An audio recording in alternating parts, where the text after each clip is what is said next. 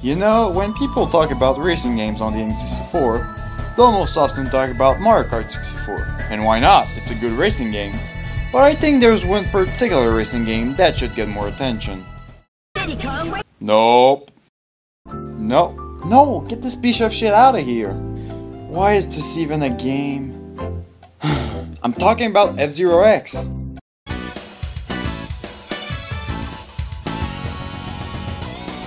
F-Zero X is truly underrated in the n64 library. It has everything a good racer needs. Lots of awesome vehicles to choose from, fantastic track design, fun modes, great music, high speeds, and challenge. Oh, the challenge. If you want to take the lead, you better have one thing, and that is skills. You can't just wait for an item box to give you some cheap item. You have to learn the tracks, and you have to learn how to correctly slide and bank without losing too much speed or heading straight for a wall. This game also has something I wish more racers had: an energy meter and a life count. Each time you hit something or someone, you'll lose a bit of energy. You will also lose energy if you use too much boost power. If you run out of energy, or if you fall off the tracks, you'll lose a life and start the race all over again. And if you run out of lives, too late! Game over, pal! If your opponent's non-visible energy meter runs out, they'll be disqualified for that race. So that means you'll have to perfect the art of pure, cold-blooded murder.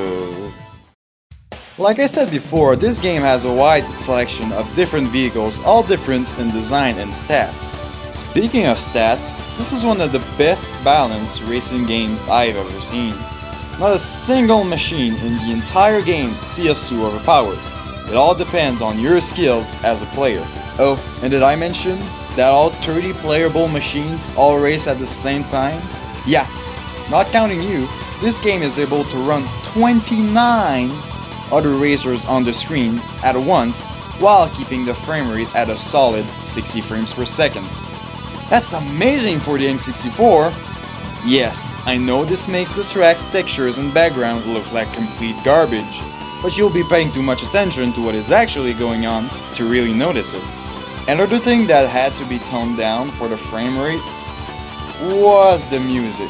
It sounds very compressed on the original n64 cartridge, but good music is still good music and it fits very well this game. And besides, it's nowhere near as bad as the announcer.